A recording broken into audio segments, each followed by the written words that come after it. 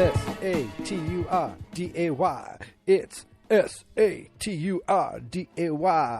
Happy Saturday, everybody, and welcome to the most handsome podcast about madmen on all of the interwebs.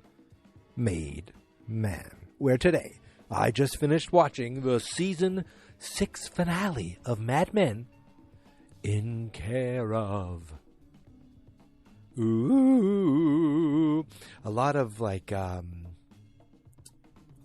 can go into that title, in care of. But before we start talking about today's episode, let's hear from today's sponsor. Oh, what a lovely, lovely sponsor it is. So, our episode, in care of, from 2013 picks up its morning at Sterling Cooper and Partners. They have a fancy new logo that reminds me of like early 70s game show font or something like that. And Dawn's coming into the office to be met by Stan. And Stan has a great idea, so great that in this episode, two people steal it. Stan wants to go to California. He wants to get the hell out of New York. He wants to go to California, work for Sunkist. Dawn's like, because Sunkist wants someone out there. And Dawn's like, that's a demotion. He's like, that's not the way I see it. And go out there, start something fresh, beautiful California, start something new, create my own firm, starting with one desk. That was his thought. He probably shouldn't have said it. But Dawn was like, okay, I guess we'll take it under consideration. Now, I literally just finished this episode, and I'm like trying to figure out what the hell happened with Stan from there. Stan's in this episode a little bit more, but we'll get there. We'll get there. So why don't we talk about, what the hell can we talk about? There's a lot going on here. Don Draper, he gets asked to be on a new account, Hershey. Hershey doesn't advertise, but they want to start advertising because Mars does like $10 million in advertising. So I'm just going to go through everything I can remember. Ken is all excited. Harry Hamlin's excited. They want to get Dawn to work on Hershey. And Dawn does finally sit down with Hershey later on in the episode. But, oh my God, I'm jumping around way too much. It's too early to get to where Dawn is. Oh my God, I literally just watched this episode. Look, I have to be honest with you. I'm going to look at my Netflix and kind of walk through it as we go because my brain, I had a long night last night, okay? My dog wasn't feeling good, and I was up till about 1 a.m. with her. She's fine now. She's snoozing right next to me. But when you have a sick dog up at night, it isn't fun. It is not fun at all. But you know what is fun? Watching Mad Men. You know who I think I dislike is Roger Sterling's daughter. Now, look, she obviously didn't have the greatest relationship with her dad growing up. He was probably always working and always cheating on her mother. But she is now this, I guess you want to say, at least the way I saw it, kind of like this brat, and she uses her family against Roger. That's the way I saw it. So Roger's son-in-law and Roger was in some kind of meeting. Obviously, it's asking for more friggin' money from him, and he's like, "Well, think about it. I'm not sure. I'm not." And she took that and was like, "Well, don't even come to Thanksgiving," and blah blah blah, and that it is personal, and because I'm your daughter, blah blah blah, and like, it just makes me dislike her incredibly, and she is that relationship with Roger is fractured, and it annoys Roger. And then later on in the episode, he sees Bob giving a toy car to Joan for young Kevin, Roger's kid. And Roger's like, "What is that?" He's like, "What do you think?" It's a gift for Kevin. And you could see Roger was annoyed by that.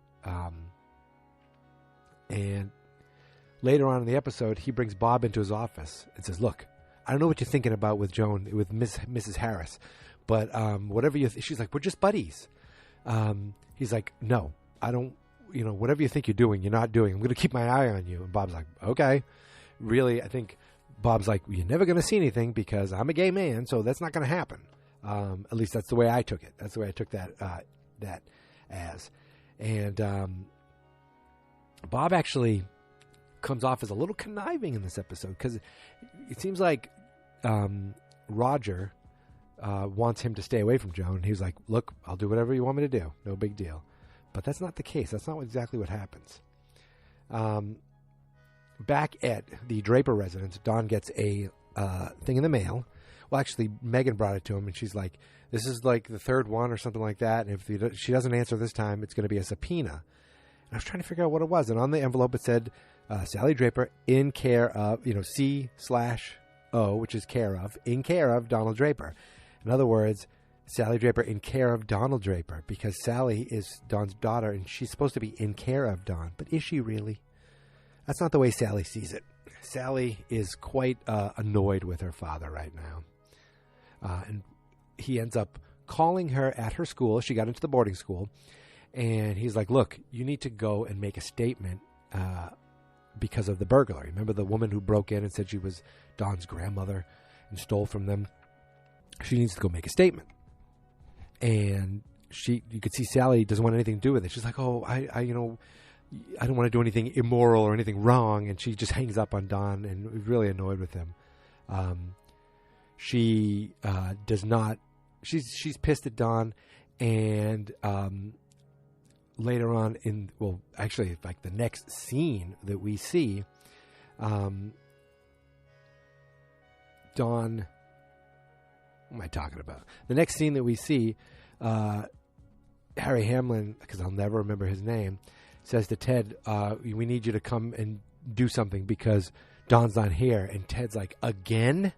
Having to deal with Don not being there. Because where's Don? Don is drinking. Don's at a bar drinking.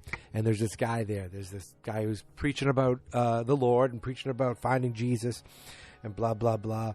And Don is like, Richard Nixon won the presidency.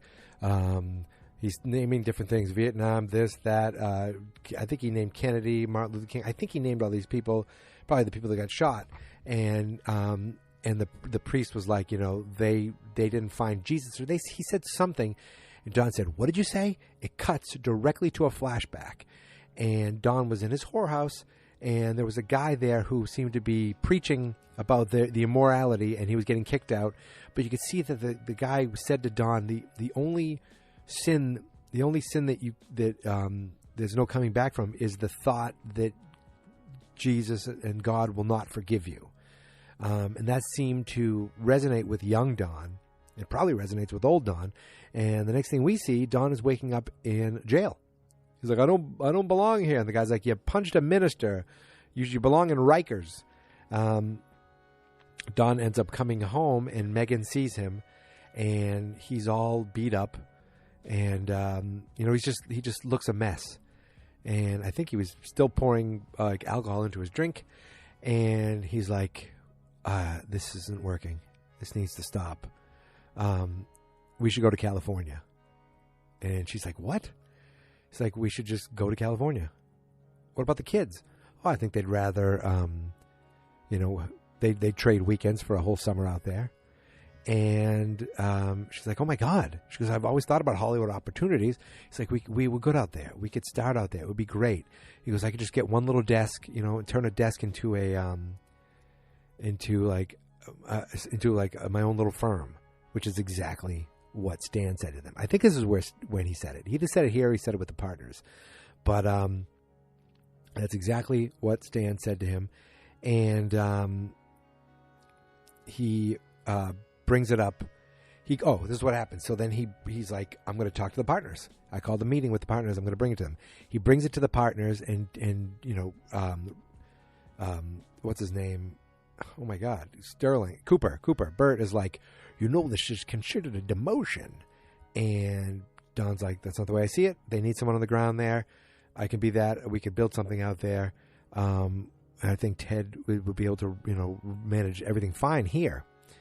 And he was like, that's my thought. You guys can have a vote on it if you want. And they leave. And Ted was like, how come everything else, we need 10 people to make a decision? And this, we just kind of go with what it is? What the hell is that?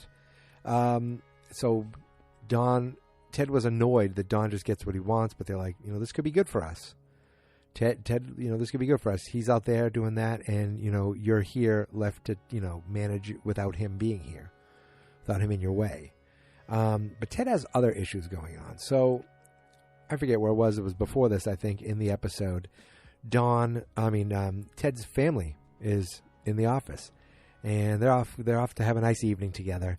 And Ted's wife is like, "Oh, hi, Peggy," and Peggy looks and gives like a little glance, and Ted just kind of gives her one little glance, nothing, almost like, "Yep, you're there too," and like either something that you don't want to talk to someone or you don't know someone. Like, I can't imagine being that way with people that I know in my office, just walking by and glancing at them. Unless you're someone who you don't know them at all, or you trying to avoid them, which is exactly what's going on here.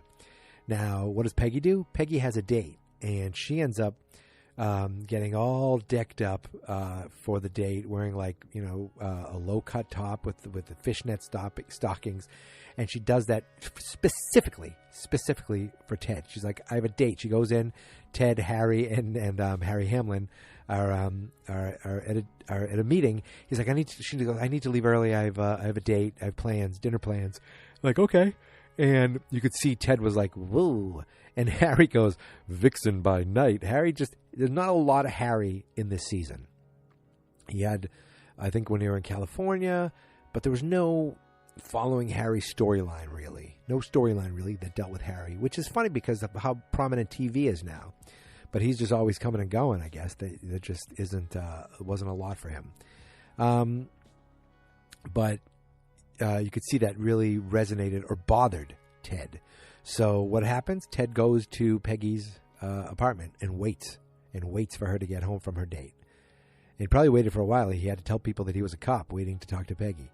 And she's like, you better leave here before you could have got yourself killed. But they go in, and he's like, look, I can't stop thinking about you. I love you. And then, like, I'm literally watching on my laptop, and I go, oh, here it comes. Here it comes. I thought it was going to happen before. But, boom.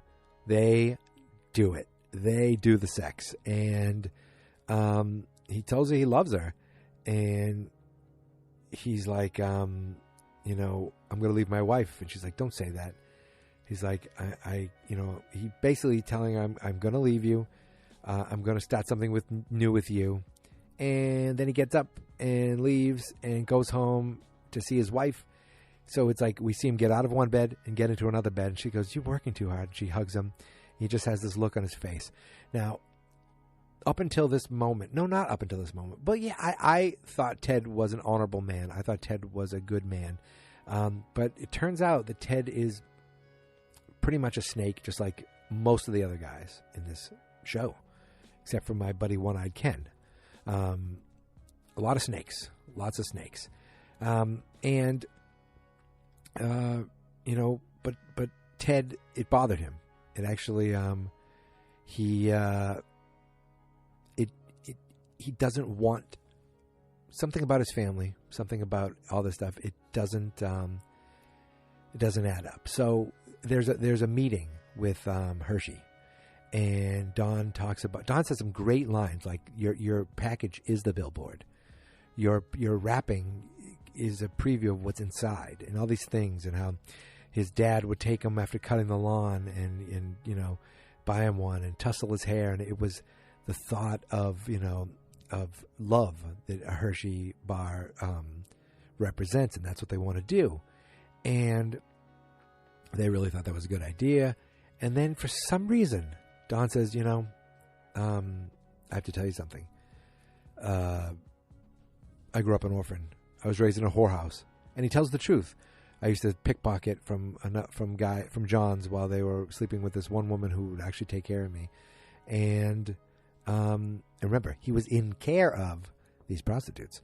And he's like, and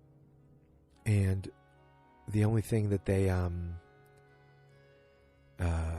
if I collected enough money, she would buy me a Hershey bar. And I would take it, and I would eat it alone, almost like a ritual. and it was he read it in dirty magazines about Hershey, or some magazines about Hershey, and how other orphans were taken care of, and he dreamt of being like that. And so Hershey did represent something better for him, but he didn't come from the ideal growing up. He didn't come from that life that he was lying about, and for some reason he felt the need to say that. The Hershey guys were taken back.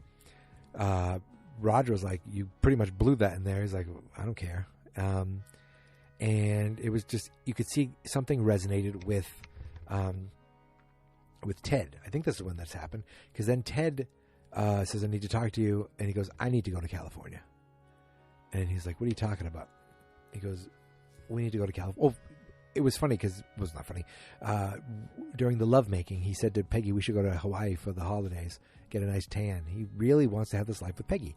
Next day, he says to Don, "I need to go to California." He goes, "Look, I don't know what's going on, but or I've already told my wife. She's already fired. She's already left her job." And he's like, "You want to go with Peggy?" She goes, "I want to go with my family. I need to put 3,000 miles away, between me and Peggy to save my family. I can't be in the same place with her." He cares for her that much. He can't be in the same place with her. He has to be with his family. He wants to be with his family for the sake of his kids, for the sake of his wife. And so he wants to take his whole family to California and do that. And Don's like, "I don't know what to tell you. Sorry." Then later on, he gets a phone call from Betty. And I don't know if this all happened at the same time or what, but he gets a phone. Maybe this was I'm trying to think of the balance here. I may be having everything out of order. I apologize. But he gets a phone call from Peggy in the middle of the night one night that Sally's been suspended. She bought beer for kids, and they got drunk, and Betty's like, "I can't get through to her. I don't know what it is. I'm trying to do the same thing my mother did for me." And if you remember from early episodes, her mother did not sound like some kind of wonderful woman. But Betty's like, I'm not enough. I need to go with Henry to Albany, and you're picking up the boys. Can you get her too? And he's like, "I can't. I have too many meetings." And she goes, and then she talked about how, "I can't believe this is happening. She comes from a broken home, blah, blah, blah." And Don's like, "You know what? I'll do it. I'll make it happen. It's not your fault, Betty." Or he calls her Bets. "It's not your fault, Bets." I love that because it shows that there's a history there. Just because they're not married anymore, just because it didn't work, just because he effed up, there's still a history there. There's still affection there, obviously, if you remember the camp episode. And I wonder if that bothered Megan a little bit, because she's like, "Is everything okay?" He's like, "No." "Is there anything I can do?" And he just went back to bed. But I don't know if it was just this. I think my thought was, he can't leave his kids. He can't leave Betty alone with these kids, and he can't leave these kids alone with Betty. Not that she can't deal with it, or her and Henry can't deal with it, but he's part of this life. He's part of this family. These moments, like these phone calls, he wouldn't be able to do if he was in California. I really think that had a lot to do with him talking to Ted and saying, "Go to California. You need to go. You can go.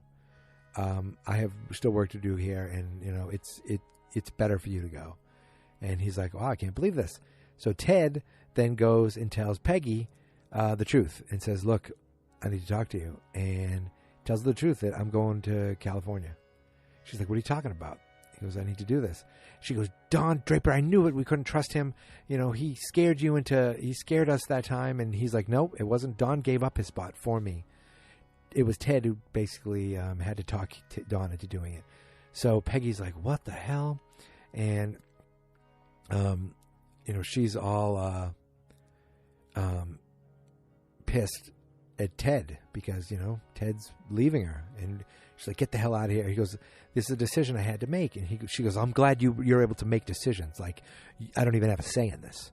And I'm going to stop there talking about Don and Ted and Peggy.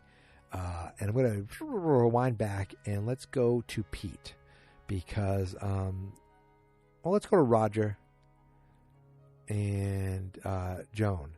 So, let's go back to Pete. So we go back to Pete, and Pete is a lot of craziness going on because Pete gets a telegram from his mother. This was a little weird. This was a little like, seriously, really, this happened? Pete's mother fell overboard on a cruise ship and is missing at sea, presumed dead. Turns out that Manolo, her caretaker, was with her on a cruise ship, and they got married, and then she fell overboard.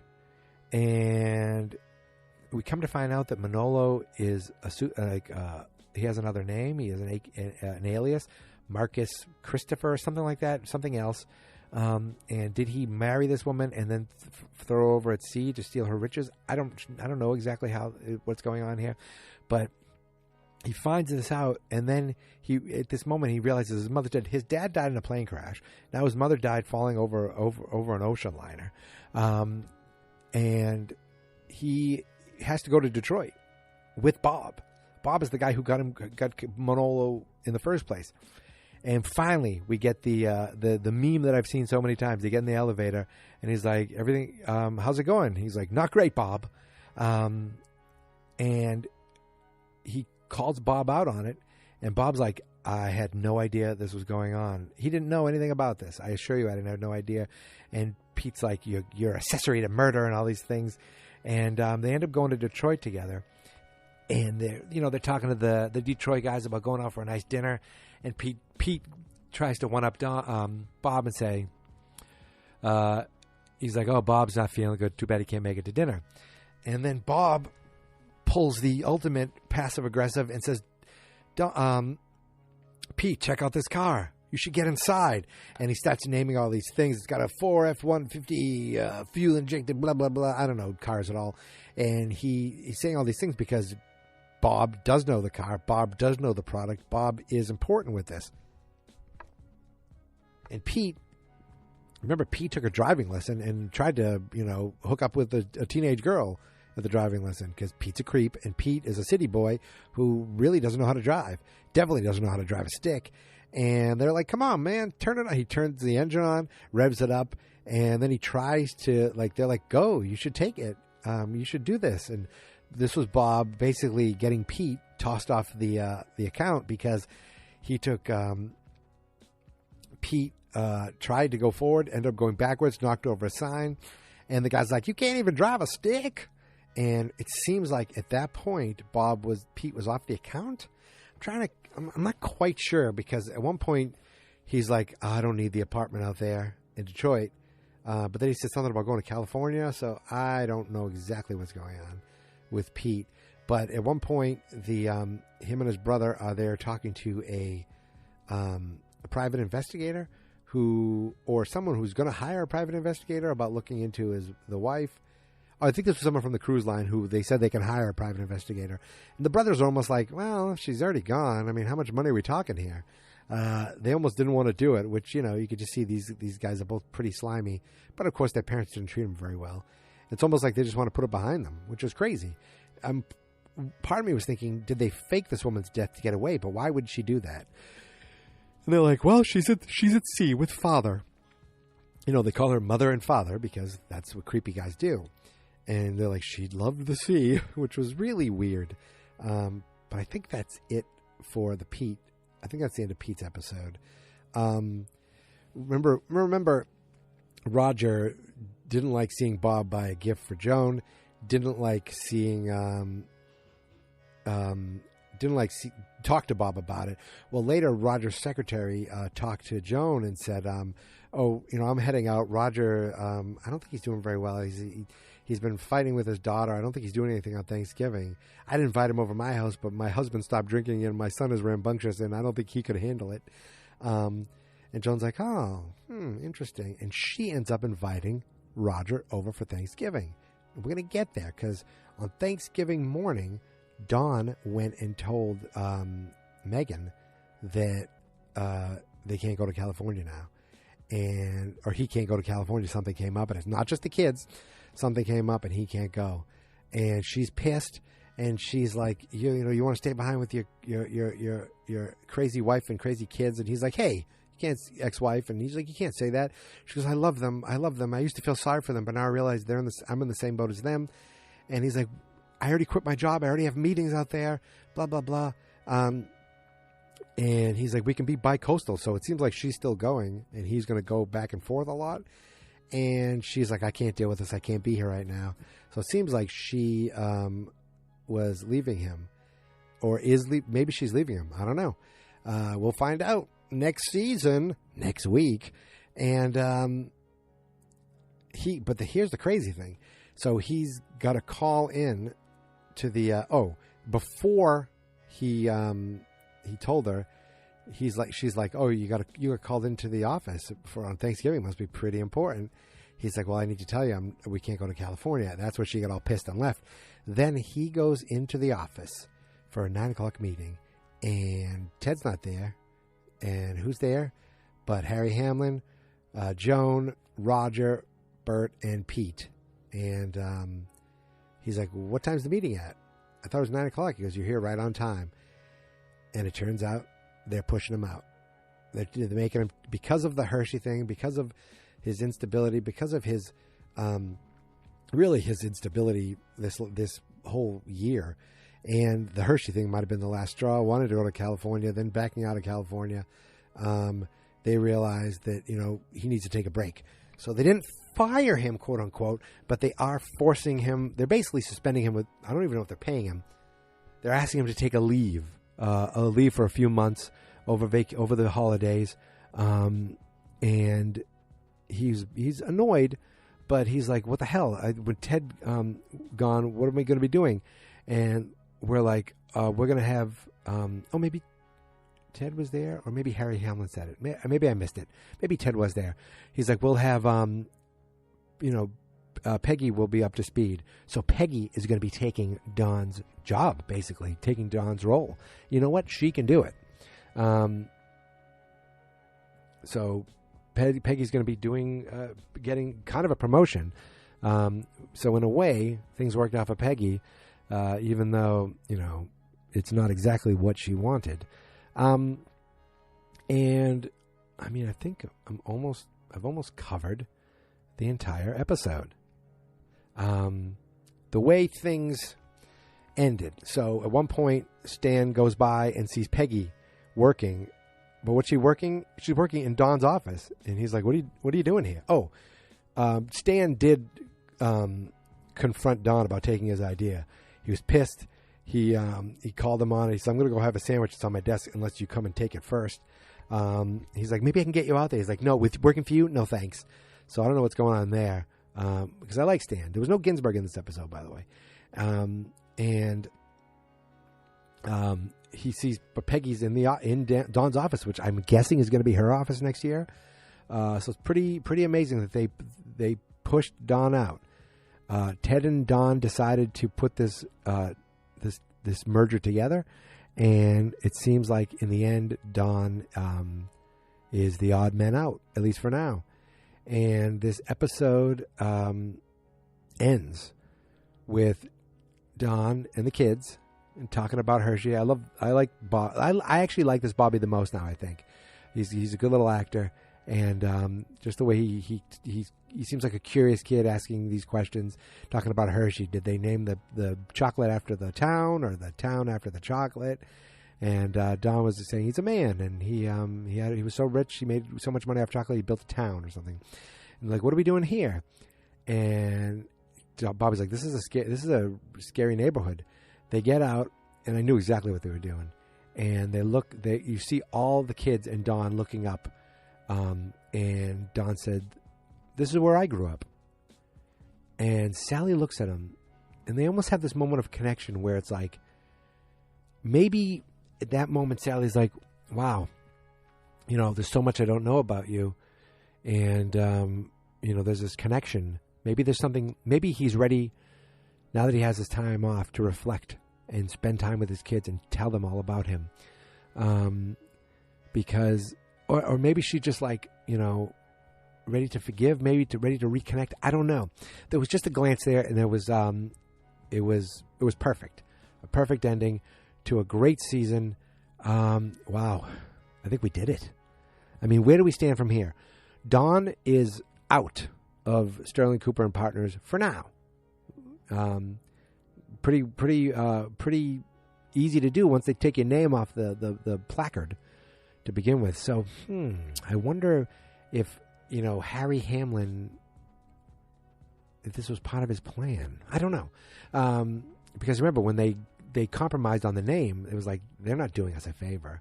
Something going on here. But Don is out. Now, maybe by the time the next season picks up, he's back. I have no idea. But for now, he's out. Which just gives him free time. Maybe to reconnect with his kids. Maybe to reconnect with his wife. But his wife, I think, is going to California. And she's not looking back. At least not for now. So who knows? Maybe we'll have the second Mrs. Draper. Maybe that'll leave time for the first to come back. I don't know. Well, you never know what's going to happen on this show. What I do like is next season, new things will be happening. And you just have to fill in the spaces. There'll be new people showing up. Time is, there'll be new locations. Just changes happen, and you need to just catch up. That's how it happened this season. Like, I think Bob was new this season. They never told you, this is Bob, blah, blah, blah. You just kind of figured it out as you went along. And there were other people in the department, and you figured it out as they went along. I mean, some of them went away, some of them stayed, but it just kind of, it worked itself out, and that's how it always is. But Roger, he got to have a time with Kevin. Joan said to him, I'm bringing you into Kevin's life, not mine, because he's like, what is Bob doing here at Thanksgiving? Roger went to Thanksgiving, and Bob was there carving the turkey, and Roger did not like that. Especially after he yelled at Bob about it, Roger did not like that. But Bob could care less. Bob seems pretty ballsy, actually. Maybe because he's like a con artist. I don't know. I don't know what's going on there. But it'd be interesting to see where Bob is in the next season. Roger, maybe he'll be closer to Kevin. Maybe he'll have a relationship with Kevin. I don't know if it'll be dad and son, but it'll be something going on there. Betty and Henry, maybe Henry is going to be running for more office, and Betty's there. I don't know. I can't wait to see what happens. Megan, I think, is in California. Peggy is going to be running things at Sterling Cooper and Partners, and running things good. And Ted's going to be off in California. Yes, Ted's going to be off in California, so Peggy's going to be running the show. So there's going to be some new faces working for them. That's just the way it's going to be. It'll be interesting to see.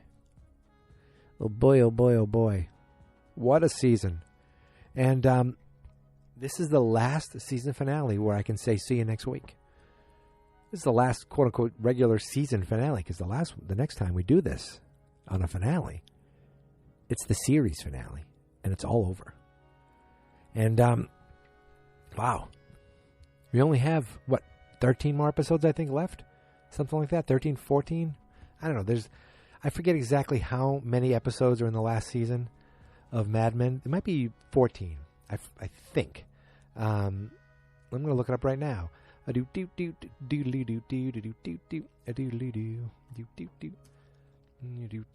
I don't want to hit next episode. No, I don't want to watch next episode. No. Okay. So, episodes. We have 1, 2, 3, 4, 5, 6, 7, 8, 14. So things that we do have an extra episode for our final season. So you get me for an extra week. Isn't that exciting? I'm excited. But it's bittersweet, because it's like at some point this podcast is coming to an end. This is a specific Mad Men podcast of talking about every episode. And once it's done, I'm done. You can always go back and listen again. And maybe I'll go back and listen to the whole thing and see how I've matured over the years. I don't know. But this has been so much fun. And it's not over yet. It's not over. We got one more season. One more season to talk about. I should write a song about... I should do the whole 7th season as a musical. That would be a bad idea, but it'd be fun. So, we did it.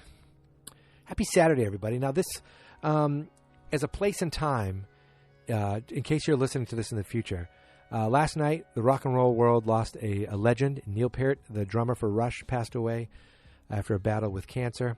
Rest in peace, Neil. That's where I am in the world right now.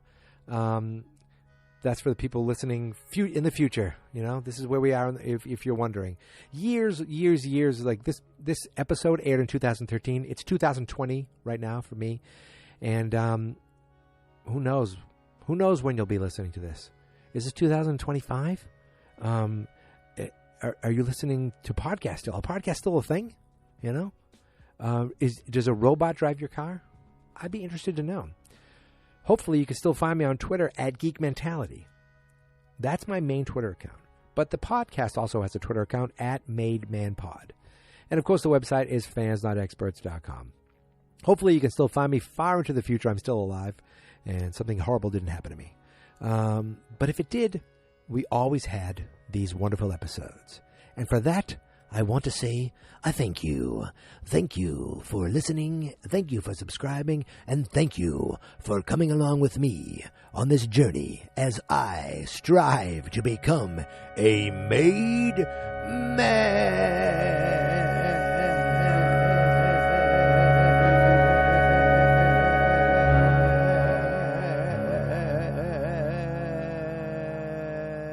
Fans Not Experts.